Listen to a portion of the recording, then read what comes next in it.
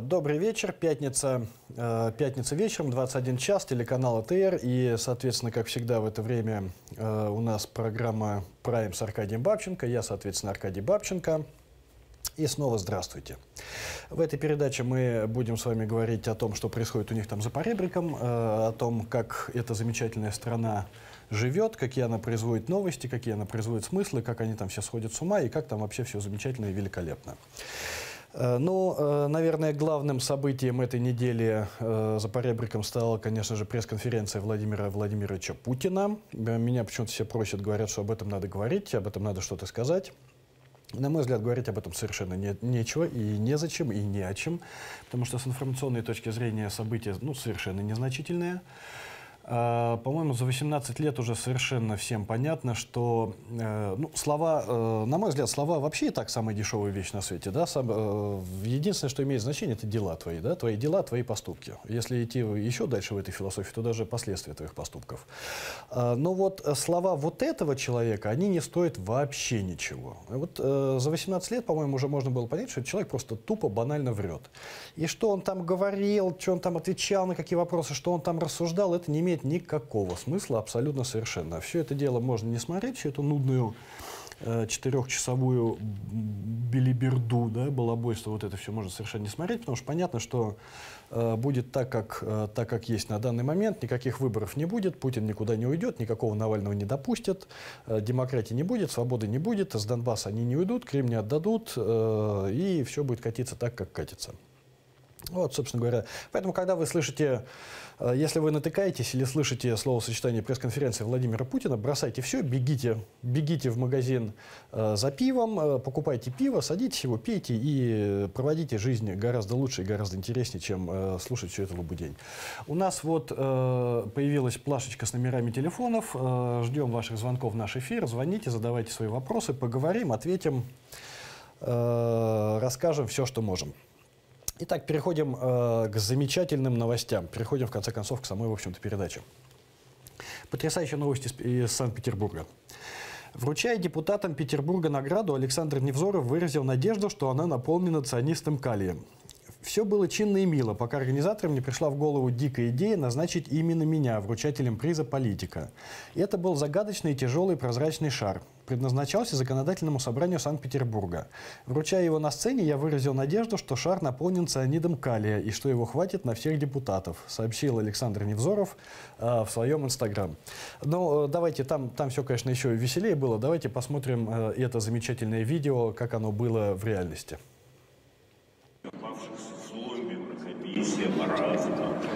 Но по удивительному стечению обстоятельств на этой сцене за моей спиной оказались, в общем, не самые худшие.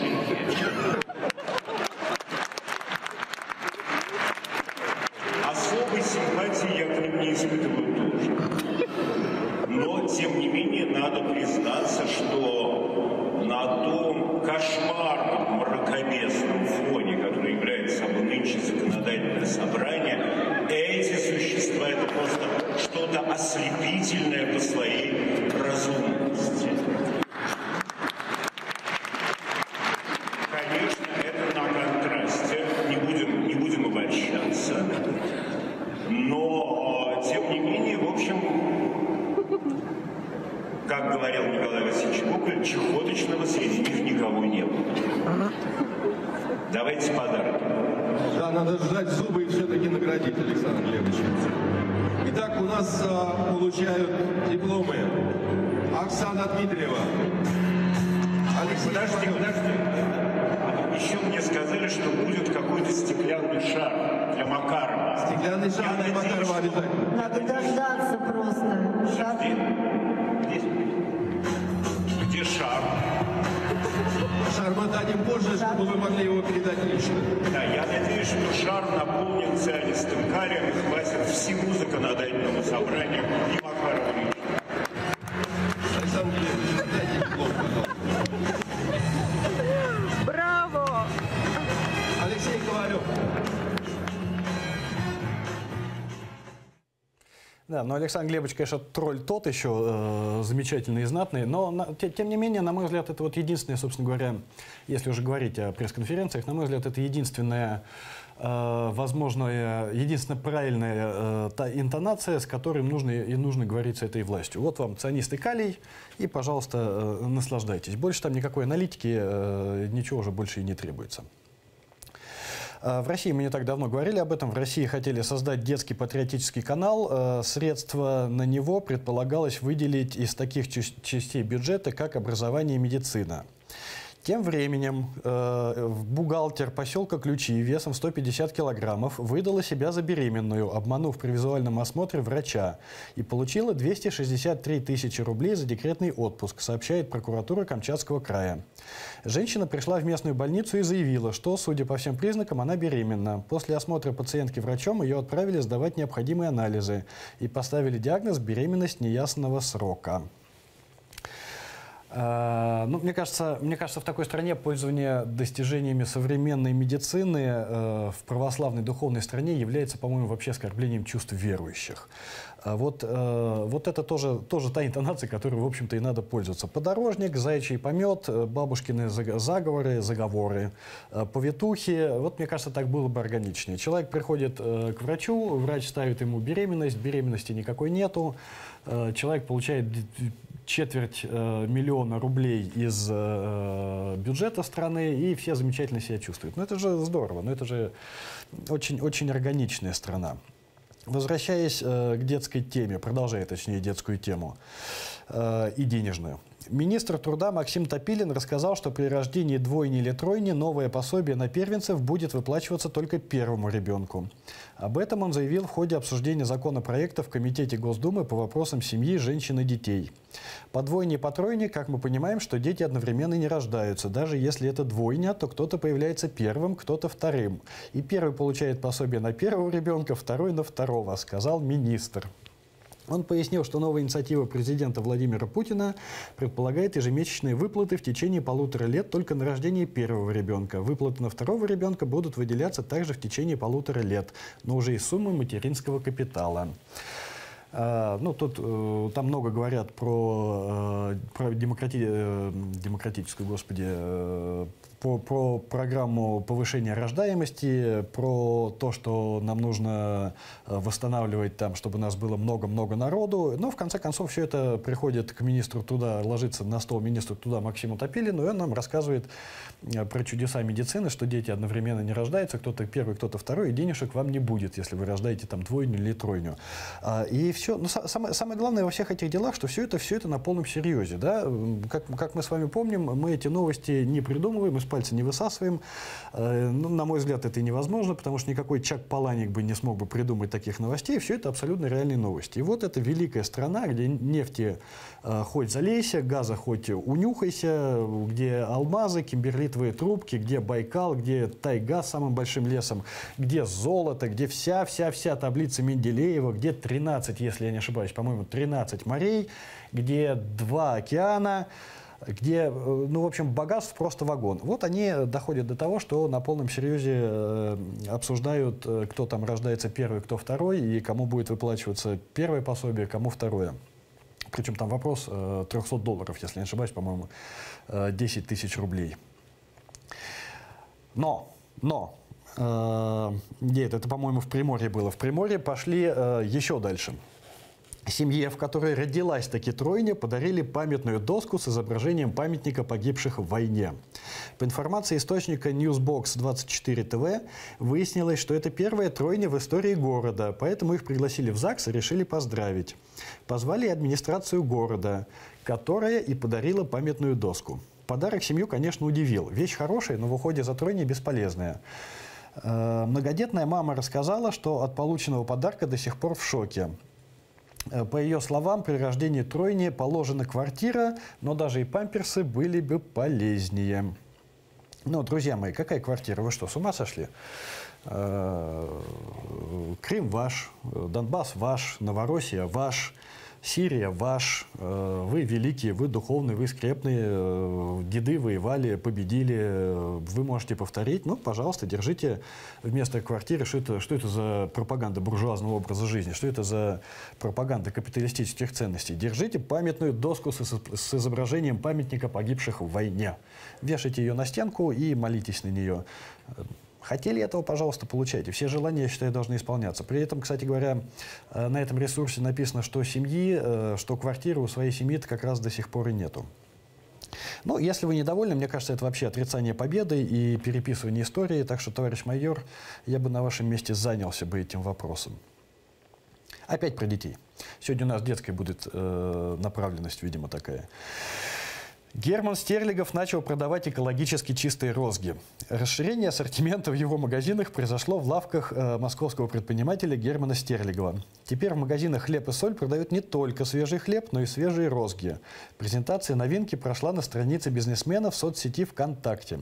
У нас хорошая новость для родителей. В наши магазины поступили в продажу свежие розги. Недорого. Никакого вреда для здоровья ребенка. Потому что розги наши срезаны в экологически чистом месте вдалеке от шоссейной дороги, написал предприниматель и прикрепил фотографию пучка розок. Ну, Герман Стерлигов — это вообще, конечно, мой любимый персонаж. Это человек, который в 90-е топил за капитализм, организовал биржу Алиса, которая там махинировала. Ну, не будем говорить, не будем употреблять такие термины, которая, в общем, неплохо приподнялась в 90-е.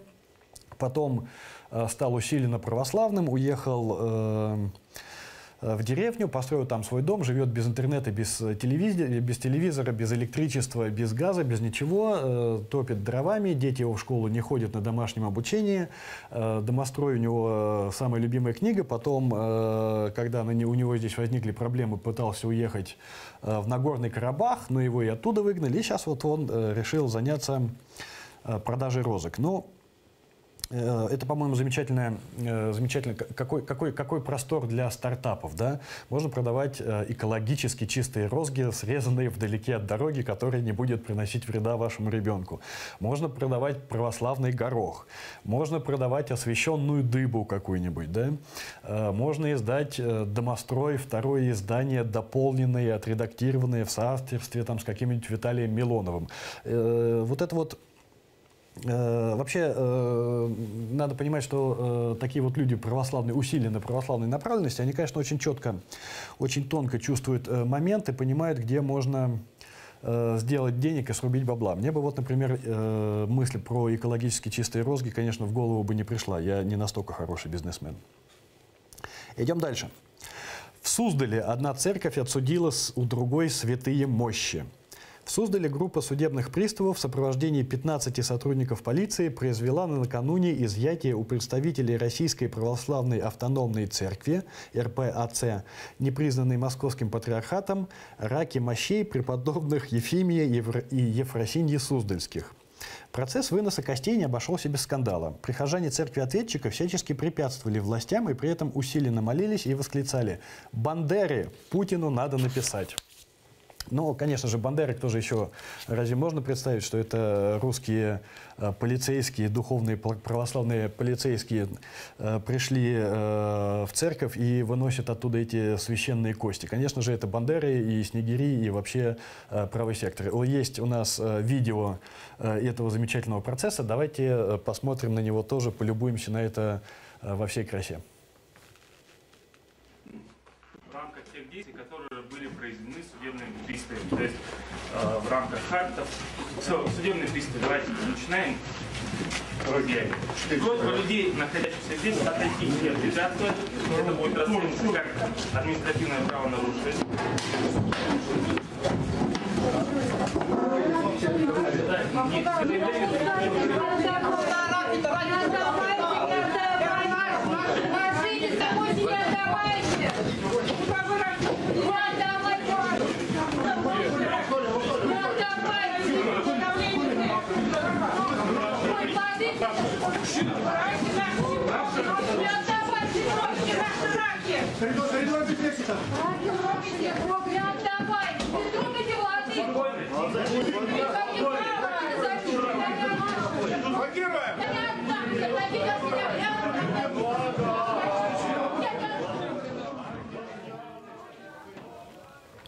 Это же здорово.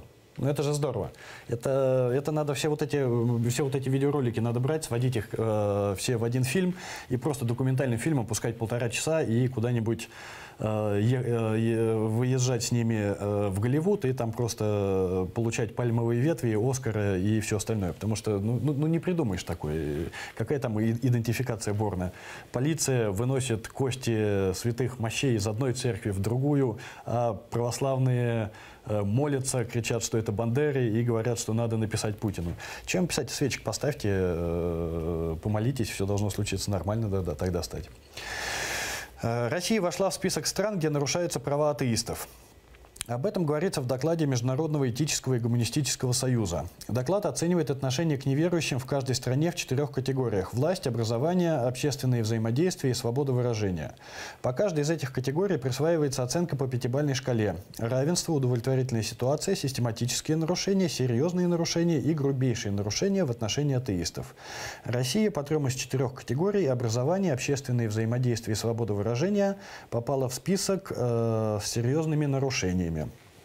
Ну, как мы с вами и говорили, все уже, по-моему, страна встала на эти рельсы, и все идет к тому, что на 1/7 части суши, по всей видимости, будет все-таки православный ИГИЛ, потому что государство потеряло монополию на насилие, и вся эта монополия на насилие, она переходит сейчас в массы к людям, которые ее с радостью подхватывают. И мы можем здесь вспомнить и несколько уже подзабытого нашего друга, товарища Энтео, и можем можем вспомнить попа Дмитрия Смирнова, который пришел на концерт радиостанции «Серебряный дождь» и разнес его, потому что он им мешал молиться. Можно вспомнить и, конечно же, все эти обливания мочой фотографий, и 40-40, но это если говорить вот именно о религиозном, о православном таком фундаментализме. Ну, конечно же, самое главное — это поджоги кинотеатров с использованием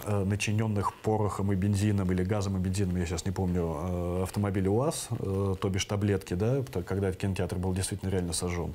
То есть в православную сторону, конечно, все это уходит, и все это уходит именно в сторону насилия. Но дело даже в том, что здесь вообще начинает общество разваливаться, да, потому что когда общество чувствует, что государство теряет вот эту вот устойчивую силу, там со всех сторон начинают лезть все, кто может как-то во всем этом поучаствовать и приложить свою руку. Те же самые, пожалуйста, извинения телеканала ТНТ за... Шутка, конечно, идиотская, на мой взгляд, и абсолютно похабная, как у них все, в общем-то, там, да. Но, тем не менее, опять же, пришли на телеканал ТНТ представители ингушской диаспоры, и там весь телеканал ТНТ теперь извиняется, пишет извинительные ролики. Но суть не в этом, суть в том, что во всех этих случаях полностью отсутствует государство. Да? То есть эта страна уже входит в стадию, в которой она живет не по законам, не по соблюдению законов, а в котором она живет по принципу, это даже не то, что понятие, это не то, что понятийность, это принцип, по принципам тех правил, которые насаждают и навязывают сплоченные, сильные мужчины, готовые к агрессивным действиям. Вот я говорил, что в этой стране будет ДНР от моря до моря. Вот, по-моему, на мой взгляд, это как раз первые цветочки в этом процессе, по-моему, оно как раз начинается. И я думаю, что когда-то, по срокам, конечно, говорить сложно, но когда-то, в конце концов, все дойдет до примерной ситуации Сомали, когда в Могадишо, там еще в центре города, в середине дня еще можно как-то там безопасно существовать, ходить в магазины, но, как там у Конан Дойля, «Сохрани, Господь, вашу душу и разум, выходить на болото с наступлением темноты». Вот «Сохрани, Господь, вашу душу и разум, выходить за МКАД с наступлением темноты». И это я к тому, что, на мой взгляд, надо понимать ситуацию, которая там есть, и выстраивать из нее свои дальнейшие стратегии и развития, и выживания, и безопасности.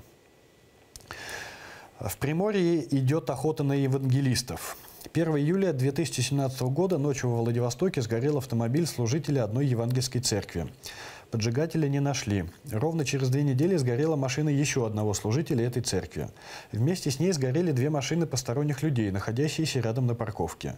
А недавно подожгли 3-ю машину служителя все той же церкви. Вместе с ней сгорело еще 5 автомобилей. Полиция молчит. На стоянке, где сгорела машина, охранник обмолвился. Мол, это сектант, вот его машину и сожгли. Спокойно так сказал, как будто ничего удивительного в этом нет, сообщают нам соцсети. Ну, это все в пандан к предыдущей новости. Как и было сказано, все движется в сторону психиатрической больницы, конечно же, и в сторону насилия, безусловно. Переодетый женщиной мужчина, протестуя против пропаганды гомосексуализма и педофилии, облил фотографии Стёрджеса неизвестной жидкостью в центре фотографии имени братьев Люмьер в Москве. Но фотографии Стёрджеса там обливают неизвестной жидкостью. Неизвестная жидкость – это моча, конечно же. Фотографии Стёрджеса там обливают с завидной регулярностью, делают это активисты такой организации, как СЕРП. Это поддерживают они Новороссию, поддерживают православие и против всей вот этой вот гадости. Фотографии Стёрджеса, на мой взгляд, ну, к ним каждый может относиться со своей точки зрения. На мой взгляд, я бы лично это смотреть не пошел. Но это вот все, опять же, ко всем тем же новостям. Вот мы видим на экране вот этого замечательного воина за православие, борющегося за свои идейные ценности, который, переодевшись в женщину, приходит на фотовыставку с баночкой мочи в сумочке и плещет ею направо и налево, окропляет ею фотографии. Человек этот уже установлен, ему, по-моему, выписали, если я не ошибаюсь, 7 суток административного ареста. А вы говорите Чак Паланик. Ну какой Чак Паланик? Кто бы до этого додумался? А вот замечательная новость. Все про ту же Новороссию и Донбасс, который никто никогда не ставил на колени. В Нижнем Новгороде появился новый вид бизнеса. На стекла автомобилей стали наклеивать листовки с предложением бесплатно нацарапать на капоте герб Украины. «Здравствуй, соотечественник! Пока ты грел свой зад в тылу, мы защищали нашу родину. Защищали таких, как ты, простых русских людей, которых убивают, грабят, насилуют. И что теперь? Мы вернулись, и государство нас кинуло. И эта война нас искалечила. Чиновникам мы не нужны. Так что помоги хоть ты, милый, добрый человек. Пожертвуй 1000, 2 или 5 на этот Яндекс.Кошелек. А если тебе жалко, мы знаем, кто ты. Ты пособник фашистов, наемников и убийц. Поверь, поцарапать машину – самое безобидное, что могут сделать отчаявшиеся и голодные наемники». Вот такие вот темные времена, такие вот средние века, они, конечно, порождают гигантское количество замечательных бизнесов. Я думаю, что, наверное, это, конечно же, просто какие-то аферисты, которые на этой теме пытаются срубить бабло. Но просто сама тенденция замечательна. Да? Откажешься платить, мы тебе нацарапаем на капоте герб Украины, у тебя будут проблемы. А я думаю, что действительно после этого могут быть проблемы. Художники. И у нас есть звонок. Здравствуйте, добрый вечер. Вы в прямом эфире. Задавайте свой вопрос, пожалуйста. Добрый вечер, Аркадий. У меня такой вопрос. Ну, первый вопрос – это о вашем отношении к оружию у населения вообще. И вот, поскольку вы на канале АТР, вот как бы вы сказали о том, вот если бы у крымчан, у населения было оружие, если бы у крымчан больше силовиков было в Крыму, потому что, надо признать, что страх власти перед вооруженным населением, и надо тоже признать, что украинская власть, и не знаю, признается она, я, по крайней мере, вижу, что боялась тоже немного, наверное, крымских татар, правда, сейчас беда объединила. Но это вот один вопрос. И второй вопрос о Путине, о его трусости. Как бы Путин любит, так, скажем так, понтоваться, что он из питерской подворотни, а тут, по сути дела, ситуация такая. Навальный ведет выборы, по сути, как бы вызывает его раз на раз, а Путин прячется за всякими вот такими сфабрикованными делами. В общем, такой вопрос. Насколько бы популярен был бы хэштег «Путин зассал»? Спасибо вам за вопрос. Давайте я, наверное, начну с ответа на второй. Я не думаю, что Путин боится. Да? Я не думаю. Хэштег этот и так уже популярен, но я не думаю, что он соответствует истине. Потому что Мне кажется, на мой взгляд, вообще в России сейчас начался другой процесс. Мне кажется, вообще в России начался обратный процесс, и власть, конечно же, никого не боится, и власть просто плюет и откровенно смеется над всеми этими попытками и изгаляется над ними. Она боялась, действительно, она испугалась в 2011-2012 году, она была тогда растеряна и действительно чувствовалась трусость. Они тогда боялись. Но тогда окно возможностей было, оно было упущено, не шмогли, в том числе это и моя вина, сделать не шмогли, сейчас власть забронзовела. И вот, на мой взгляд, вот, наверное, последние полгода, я сейчас не могу сказать точно, но у меня вот появилось такое ощущение, что вот эта вот страна, она как раз начинает осознавать себя рейхом. Вот, по-моему, Россия начинает как раз осознавать себя рейхом, да, потому что если раньше они все пытались сделать вид, что они хорошие, добрые, пушистые, что мы здесь ни при чем, что на Донбассе нас нету, да, что Боинг мы не сбивали, что мы вообще за мир, что мы такие же хорошие, пустите нас к себе в G8 за стол посидеть, то сейчас, по-моему, пошел другой процесс, по-моему, страна пришла к стадии, ну да, мы дерьмо, ну и что? Нам плевать, а мы вам сейчас всем по шее дадим. Да? Вот они, по-моему, начинают консолидироваться вокруг этой идеи, и Путин уже тоже, по-моему, перестает делать вид, что ему интересны там права человека, свобода и демократия. Про Навального, вот он на этой пресс-конференции, он как раз сказал, что Навального не допускают, потому что ему не нужен свой Саакашвили, и все плевать уже на демократию, на свободу и на права граждан, и зал ему при этом аплодировал, и я думаю, что и страна ему при этом аплодировала. То есть все начинает консолидироваться, и, к сожалению, экономическая ситуация им позволяет это делать. Ну, дороги строятся, да, если там 5 лет назад был популярен, там 10 лет назад был популярен хэштег «Не смейте сравнивать», где там на картинке был нарисован Гитлер, да, демотиватор, где на картинке нарисован Гитлер, внизу подписано «Не смейте сравнивать меня с Путиным, который даже дороги не может сделать в своей стране», то сейчас в России дороги делаются. Экономика пока не рухнула, какие-то деньги есть, идеи есть, на весь мир им плевать. Вот, по-моему, они начинают консолидироваться, на мой взгляд, это очень-очень плохо. Отношение к оружию. По отношению к оружию я крайний либертарианец. Я считаю, что вільні люди мають зброю.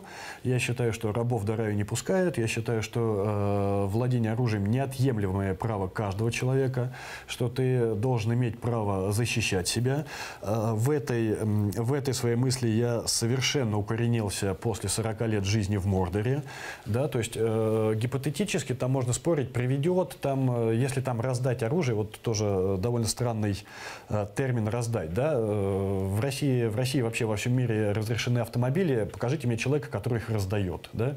Если разрешить ношение короткоствол, нормальная цена на нормальное оружие начинается от 400 там, примерно баксов. Да? Покажите мне человека, который будет это раздавать. Понятно, что там будет с массой ограничений, да, уже сейчас ты не можешь, там, если ты судимый, там, в психдиспансере уже не можешь иметь, да, оружие. Уже там оружие, что это будет проходить политеку. Понятно, что там нужна будет выдаваться лицензия. Понятно, что если ты купил автомобиль, тебя за руль никто не пустит, пока ты не пройдешь автошколу. То есть также тебе никто не выдаст разрешение на оружие, а уже сейчас никто не выдаст, пока ты не пройдешь курсы подготовки, да, и там очень много нюансов, тонкостей. И я, конечно же, считаю, что люди должны иметь право носить оружие и защищать себя. Потому что ну, практика показывает, да, что даже в тех штатах, если брать, например, США, все время кидают на США, кивают на США, такого понятия, как там право по оружию в Соединенных Штатах Америки, его нету, в каждом штате свое право. Но вот практика показывает, что те штаты, которые более всего вооружены, там происходит наименьшее количество насильственных преступлений, и там живут самые добрые и вежливые люди, потому что ты понятия не имеешь, что лежит под пиджаком у встреченного тобой человека, и хамить ему желание это отбивает сразу. Если бы у крымских татар было оружие, но здесь, конечно, мы уже не знаем, как было бы, да, ну, я думаю, что тогда Путин бы, наверное, просчитывал, ну, потому что Путин знал, что Крым не вооружен, что Украина не вооружена, да, если бы он знал, что она вооружена, он бы, наверное, просчитывал бы, конечно, риски, осознал бы, что эти риски гораздо серьезнее. Может быть, и не сунулся бы, черт его знает. Но я думаю, что, скорее всего, сунулся. Но тогда, безусловно, все бы происходило жестче. Можно ли было оказать отпор, я не знаю. Я не знаю, но понятно, что все это было бы тогда жестче и серьезней. Спасибо за эти вопросы, очень интересные вопросы. Так, на чем мы остановились-то? Главу налоговой инспекции в Сочи лишили должности за неуплату налогов. Начальника межрайонной инспекции Федеральной налоговой службы из города Сочи уволили в связи с неуплатой налогов в крупном размере. Руководитель налоговой инспекции получал дополнительный доход, сдавая жилье отдыхающим, но при этом уклонился от уплаты налога. В настоящее время чиновник уже уволен. Принимаются меры по возмещению в бюджет налоговой задолженности. Общая площадь помещений, которые чиновник сдавал в наем, составляет 700 квадратных метров. Вот во всей этой новости меня радует, конечно, не то, что налоговик не платил налоги. Было бы странно, если бы налоговики платили бы налоги. Да? Это тогда бы можно было бы у виска покрутить, сказать чокнутый. В этой новости во всех таких новостях меня радует то, что мерой наказания, да, то есть, если бы я не платил налоги 700 квадратных метров, я бы уже сидел. Это совершенно однозначно, да, потому что там деньги там хорошие. Это воровство в крупных масштабах.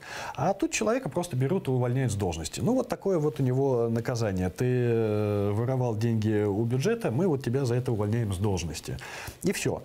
Там менты кого-нибудь собьют, или там пытают в полиции, или там попадутся на взятки, или еще что-нибудь, начнут какую-нибудь пьяную стрельбу в кабаке, их увольняют с должности. И все, никто никого не сажает. Это вот самое страшное наказание для чиновника в России — быть уволенным с должности, потому что это же работать придется, да, это надо же придется что-то делать. Они же, бедняжки, ничего не умеют делать. Они же умеют только пилить, отжимать и айфоны у таджиков отбирать. Ну, наверное, бедняга умрет теперь с голоду. Ручки-то под работу не заточены, делать ничего не сможет. Жители Таймыра направили обращение в адрес президента России Владимира Путина. Люди жалуются на то, что не могут похоронить усопших родственников и оформить положенные в таких случаях документы. И просят президента помочь им. Когда в середине 2000-х годов Таймыр потерял статус автономного округа и вошел в состав Красноярского края как район, из его населенных пунктов постепенно были выведены все государственные структуры. За любой справкой теперь надо ехать в Норильск. Расстояние между населенными пунктами на Таймыре огромное. 27 поселков раскиданы на территории почти в 900 тысяч квадратных километров. И это значит, что родственники не могут оформить ни пособие на погребение, ни пенсию по утрате кормильца, ни вступить в наследство, ни элементарно выяснить причину смерти. Тела покойных, которые лежат в сараях, становятся добычей грызунов. Животные потихоньку их объедают. Ну, это вот как мы и говорили. Собственно, мы обо всем об этом, обо всех этих новостях мы с вами всегда говорили. Ну, это, в общем-то, сохрани Господь вашу душу и разум, выходить за МКАД с наступлением темноты. Там 14 век. Если там где-нибудь в Вышнем Волочке, в моем любимом городе, еще 19, и это чувствуется сразу после пересечения фарватера Волги, до Волги конец 20 века, после Волги сразу 19, то на Таймыре, конечно, уже 14 век. Люди лежат, умершие лежат в сараях, их потихоньку обгрызают грызуны, и не похоронить, не вывести нет никакой возможности. Напоминаем вам телефоны в студии, вот они на этой плашечке. Звоните, задавайте свои вопросы, поговорим с вами, ответим, спрашивайте, о чем хотите. Мы открыты для предложений. Что ж такое, куда ни кинь, везде клин. Производство самогона вновь окажется под запретом. С 1 января 2018 года в России вступает в силу новая редакция статьи 14.17 КоАП РФ, которая запрещает варить самопальное спиртное даже для себя, сообщает интернет-ресурс «Инфометр». Эта редакция статьи вводит новых субъектов административной ответственности за использование или владение основным технологическим оборудованием для производства этилового спирта, которое не зарегистрировано в установленном российским законодательством порядке. Рядовых самогонщиков ждет штраф от 3 до 5 тысяч рублей плюс конфискация оборудования для производства алкопродукта. Пес Барбос и сумасшедший Кросс, конечно же, сразу вспоминается. Но что я хочу сказать. Вот монополию на спирт в России всегда вводили в смутные времена. Вот если вы возьмете любое смутное время, начиная там с Ивана Грозного или, может быть, даже еще раньше, всегда, когда были смутные времена, государство вводило монополию на производство спирта. Качество спирта при этом, конечно же, вырастало, но страна при этом погружалась в темноту. Так было и при Иване Грозном, так было там и дальше, чуть ли не там не при каждом царе, когда нужно было пополнить казну, когда там начиналась какая-нибудь новая война, казна таяла, и нужно было ее пополнять. Первым делом это государство начинало спаивать свой собственный народ, начинало стричь бабло на их алкоголизме. Крайний раз, ну не крайний, Советский Союз, если не будем брать, то, в общем-то, крайний раз такая мера была введена Николаем II. Николаем II закончилось все это тем, чем закончилось. Вот сейчас мы входим в новую стадию смутного времени, и они не могут придумать ничего нового. Они унылые, они предсказуемы, как валенки. Да? Они идут по тем граблям, по которым шли уже и 100 лет, и 200 лет, и 1000 лет. Вот мы входим в стадию нового темного времени, и они принимают ровно те же меры, запрещают народу варить самогон. Ну, понятно, что ничем, кроме новых поборов, это не закончится, но просто вот как такой исторический такой якорек, это, безусловно, интересно. Прошу прощения.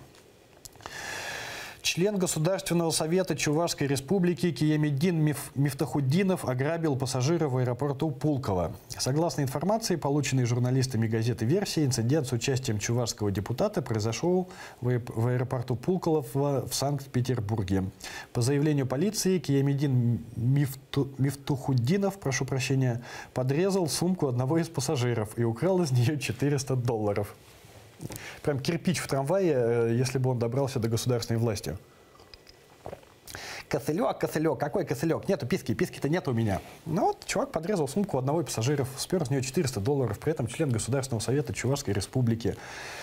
Ну, рассыпается, государственная власть рассыпается на глазах. Она как песок сквозь пальцы начинает течь, и отовсюду, со всех сторон вылезают какие-то вот такие личности, которые... Шура Балаганов, да, не смог удержаться, по старой привычке подрезал. Благотворительный фонд «Продовольствие Русь» собрал от москвичей 30 тонн еды для отправки россиянам в глубинку страны. Еду получат 15 тысяч малоимущих, проживающих в Тульской, Тверской, Владимирской, Калужской, Смоленской, Рязанской, Воронежской и Орловской областях. Ух ты, не слабо. Наиболее часто москвичи жертвовали крупы, консервы, макароны, сладости и сахар. Реже жертвовали муку и подсолнечное масло. Не скрепно. Надо было благотворительному фонду «Продовольствие Русь» собрать от москвичей 30 тонн еды и раздавить ее в Тульской, Смоленской, Рязанской и других областях. Или сжечь, как проклятый хамон и пармезан. Интересно, сколько тонн еды они раздавили за этот год. С запада еду ввозят, давят ее, потом собирают в центре страны и везут куда-то дальше на восток. Очень интересные схемы экономики созданы. Всемирная продовольственная программа ООН прекращает... Так, ну хорошо, эту новость мы тогда потом зачитаем. У нас есть звонок. Добрый вечер, вы в эфире. Задавайте свой вопрос, пожалуйста. Здравствуйте. Здравствуйте, добрый вечер вам. Меня зовут Алия, я из Крыма. Хочу задать вопрос. Вот мы приехали в Геническ, получили сегодня паспорт. Сыну моему 18 лет первично получили. Но так как российская прописка, получается, у нас крымская, нам не поставили, ну как бы регистрацию не установили в паспорте. И нам посоветовали взять справку о том, чтобы, ну как мы как переселенцы. Но обратились в Собес города Геническа, и нам там отказали, ссылаясь на то, что нет регистрации в самом Геническе. Как при этом быть? Что вы подскажете нам? Ох, Алие, вы умудрились позвонить самому некомпетентному человеку в этом вопросе, потому что я сам приехал в Украину, у меня у самого нету никаких документов, у меня нету ни регистрации, ни дома, ни имущества, и семья у меня осталась там, и живу я сейчас в деревне в бане, меня добрые люди пустили пожить. Поэтому, к моему величайшему сожалению, я не могу ничего посоветовать в этом вопросе, я просто-напросто не знаю. Я думаю, вам нужно обратиться все-таки в ДМС, посмотреть на сайте документы, что надо в этом вопросе делать. Ну и, конечно же, долбить в одну точку, потому что, конечно же, эта проблема должна быть решена. Безусловно, документы, конечно, должны быть выданы. Да, так вот, возвращаясь к еде. Всемирная продовольственная программа ООН прекращает свою работу в Донбассе ввиду отсутствия средств. Всемирная продовольственная программа намерена свернуть свою деятельность в Донецкой и Луганской народных республиках в конце февраля 2018 года. Официально озвученная причина – недостаток финансирования. Как отметил представитель ВПП ООН Нил Уокер, Всемирная продовольственная программа в прошлом году запросила $22 миллиарда, из которых для Донбасса предназначалась сумма в 200 миллионов. Ввиду того, что ВПП получила лишь треть от этой суммы, оказывать помощь жителям Донбасса она больше не в силах. В то же время в ООН признали, что количество нуждающихся в гуманитарной помощи жителей Донбасса за последний год выросло почти в 2 раза, с 620 тысяч до более чем 1 миллиона 200 тысяч человек. Ну и где-то мне попадалась информация, что в этом году гуманитарная ситуация на Донбассе наиболее худшая за все 3 года войны. Ну вот, где Россия, где ее гречка, крупы, сахар и рис? Оказывается, ООН поддерживает, он всегда поддерживает, всегда Запад приходит со своими ножками Буша туда, где плохо. Но что я на это могу сказать? Памятник Чайковскому перенесут из центра Клина на окраину. В подмосковном Клину в центре города демонтируют памятник Петру Ильичу Чайковскому. На этом месте руководство города решило установить монумент Клину 700 лет в виде бронзового щита. Скульптуру композитора отправят на окраину города, в микрорайон Майданово. Я не придумываю это все, я не придумываю про микрорайон Майданово и скульптуру Чайковского, который будет там стоять. А вместо него будет в центре Клина бронзовый щит. Бронзовый щит, напомню, это эмблема КГБ СССР. Ну, зачем нам Чайковский, зачем нам культура в Клину? Нам в Клину нужна КГБ. Еще бы я Дзержинского там установил бы. И, кстати говоря, с православным крестом, как Алексей Кнедликовский провел эту акцию в Краснодаре. На памятник Дзержинскому прибил православный крест. У нас есть еще один звонок. Здравствуйте, вы в эфире. Говорите, пожалуйста, задавайте свой вопрос. Добрый вечер. Меня зовут Сергей, а вопрос у меня такой. Аркадий, на скромный взгляд, вот где бы вы хотели увидеть процесс над Путиным? В Москве, в Киеве, в Гааге, а может в Нюрнберге? Вы знаете, хороший вопрос. Я, честно говоря, не думал об этом. Но, честно говоря, я бы хотел бы увидеть над ним процесс все-таки, наверное, в Гааге. Потому что, во-первых, ну, там суд уже есть, процедура там накатана, диктаторы там появляются один за одним, и один за одним кончают диктаторы и военные преступники, и один за одним то умирают от инфаркта, то недавно, вот как мы помним, хорватский генерал не принял приговора, выпил яду.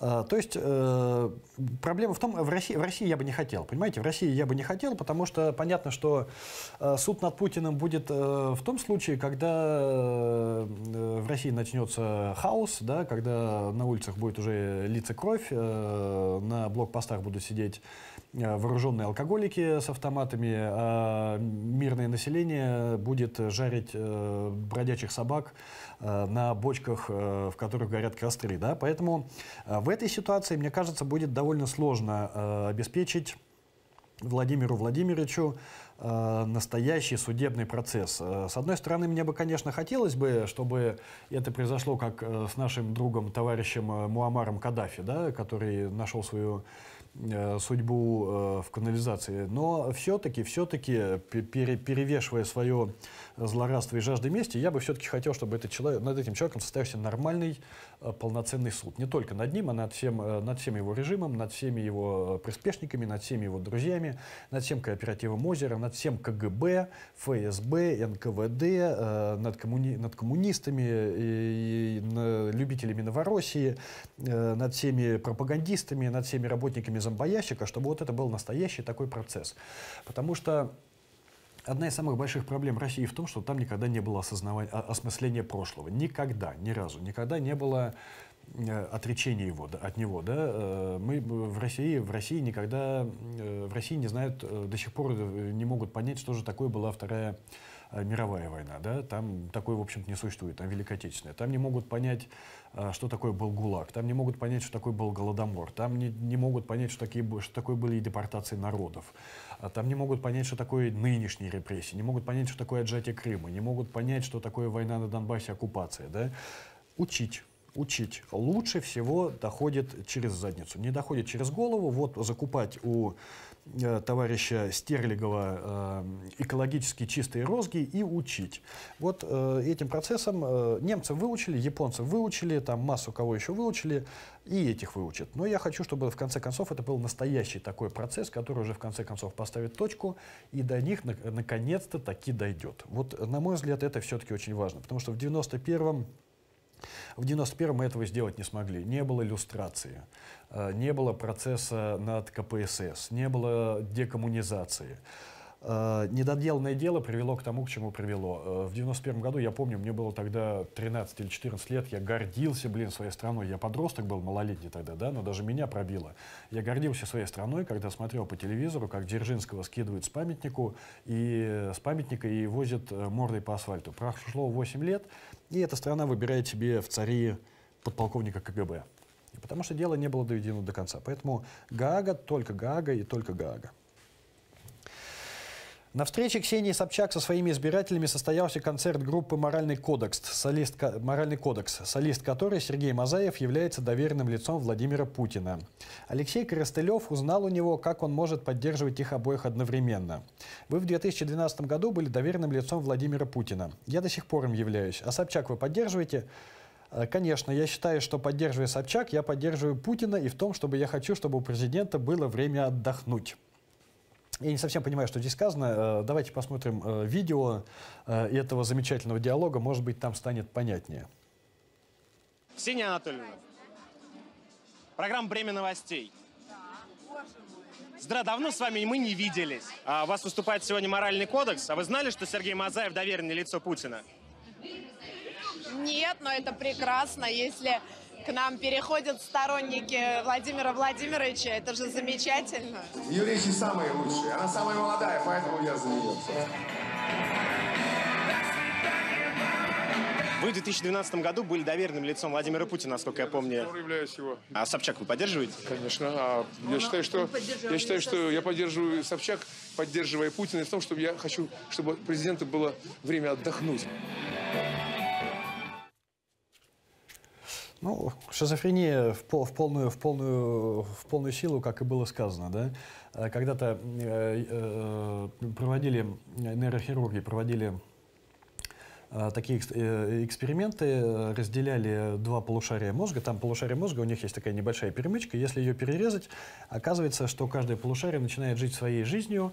К двум разным личностям это, в общем-то, не приводит, но ведут себя полушария, каждое полушарие ведет себя по-разному, ведет себя отдельно. И там, если закрыть правый глаз, то информация будет попадать только в левое полушарие, не будет попадать в правое. Если закрыть левый глаз, то только в правое, да, и наоборот. И там логика и эмоции, каждый полушарие отвечает за свое, логика и эмоции, получается такой некий диссонанс. Так вот, эти несчастные нейробиологи, они ставили эти эксперименты, а в России это происходит естественным путем. Два полушария живут в одном черепе, совершенно не гармонируя, не соотносясь друг с другом. Одно полушарие за Путина, другое полушарие за Ксению Собчак, поддерживает он их обоих. Замечательно. Россия предложит ООН запретить разрабатывать в коммерческих целях ресурсы на космических объектах, включая астероиды, сообщает газета «Известия» со ссылкой на МИД. В апреле 2018 года на заседании юридического комитета ООН по космосу Москва предложит сделать обязательным для всех стран требование о невозможности присвоения полезных ископаемых в космосе.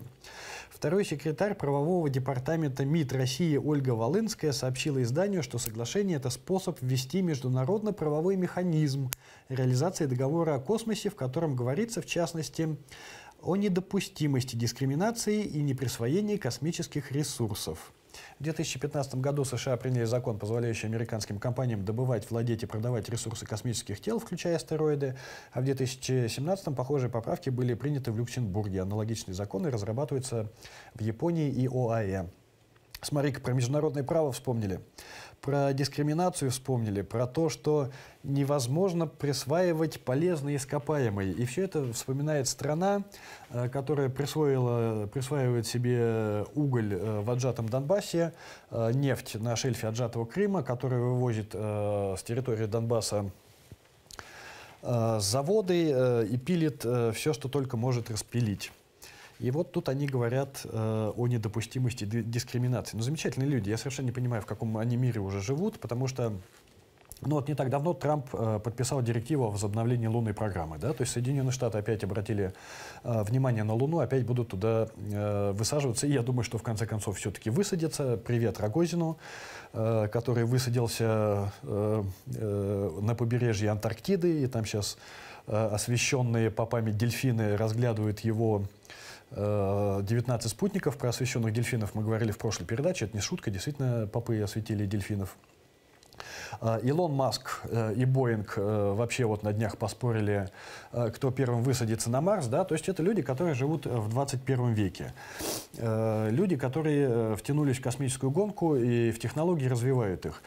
Одним из движителей этой космической гонки являются, конечно же, безусловно, ресурсы. Да? Потому что и Луна, и Марс, они, конечно, интересуют нас ну, и с точки зрения любопытства, да? Просто потому что мы человечество, мы хотим это сделать, мы хотим высадиться на Марс, а это уже само по себе достаточная причина, но в том числе и с точки зрения ресурсов, да, потому что на астероидах, на кометах, может быть, на Луне есть масса всевозможных ископаемых, которых на Земле, которые на Земле не в таком большом количестве. И вот эта вот возможность получать эти деньги, разрабатывая астероиды, они являются одной из основных двигателей вот этой вот гонки. Но тут вот эти вот ребята, у которых освещенные ракеты вместо того, чтобы лететь в космос, летят в Атлантический океан, понимая, что они профукали абсолютно все, что ни о каких высадках там на Луну говорить невозможно, они говорят: ой, а давайте вы будете тоже такими же дураками, как и мы, затормозите свой технический процесс и не будете вступать в 21 век. Похмелье у этих людей будет, конечно, довольно серьезным. 18-летнему курсанту военно-космической академии имени Можайского в Петербурге Вадиму Осипову предъявлены обвинения в терроризме. Вадим сирота, в академию поступил после окончания кадетского училища в Оренбурге, увлекается чтением шпионской литературы. Арестовали его за то, что сразу после теракта в метро Санкт-Петербурга, который произошел 3 апреля, Осипов нарисовал план захвата казармы своей академии и изучал его на занятиях. План заметил преподаватель и настучал на курсантов ФСБ. Меня подвела моя любовь к шуткам и увлечение историями про диверсантов, про которых я много читал в книжках и смотрел фильмы. Я всегда гордился русским разведчиком Николаем Кузнецовым. Хотел быть похожим на него, чтобы в случае опасности для России принести такую же пользу нашей стране. Вадим решил смоделировать события, связанные с воображаемым захватом казармы, выявить слабые места в защите и обратить на них внимание. Он также признал, что в разговорах с другими учащимися часто шутил про взрывы и террористов. Не надо, Вадим, шутить с другими учащимися про взрывы и террористов, потому что это не то время и не та страна. И эта страна действительно движется в сторону 1937 года, и я думаю, что после 2018, после выборов 2018 года это движение сильно ускорится. Ну вот опять же, смотрите, как мы и говорили, эта страна сама жрет своих детей, сама давит своих детей. Сирота пытался что-то там сделать полезное для Родины, как он это понимает, оставим сейчас в стороне этические оценки его взглядов, говорил с преподавателем о том, что об уязвимых местах в своей казарме, и преподаватель стучит на него в ФСБ. ФСБ на него заводит дело, и сейчас этому человеку грозит 20 лет лишения свободы. Родина тебя бросит, сынок, всегда. Ну, тоже возвращаясь к той же теме детей. Отец конькобежки Ольги Граф. Если дочь выступит на Олимпиаде под белым флагом, она будет предателем. Ну, как я и говорю, мне кажется, мы входим в новую стадию консолидации вот этого вот рейха, да, где он начинает консолидироваться вокруг одной какой-то идеи. Я пока не могу определить, не могу сформулировать, что это за идея, но, безусловно, эта идея, конечно, не самая лучшая и не самая добрая. Безусловно, это будет какое-нибудь очередное зло. Вот, пожалуйста, преподаватели стучат на своих воспитанников, отец спортсменки говорит, что если моя дочь будет выступать на Олимпиаде, да, что, казалось бы, вроде бы должен ее поддерживать, говорит, что она будет предателем, гнобят этого парнишку, который выступил в Бундестаге, детей там выкидывают на мороз и так далее и тому подобное. Я не удивлюсь, что когда эти дети вырастут, они будут расстреливать своих преподавателей по подвалам, потому что это будет логичным завершением этой вот идеи, но, по-моему, рейх консолидируется. Вот на этой вот пессимистической ноте мы с вами сегодня прощаемся. Желаю вам всех удачных выходных. Увидимся в следующую пятницу на телеканале АТР в 21:00. Всего доброго.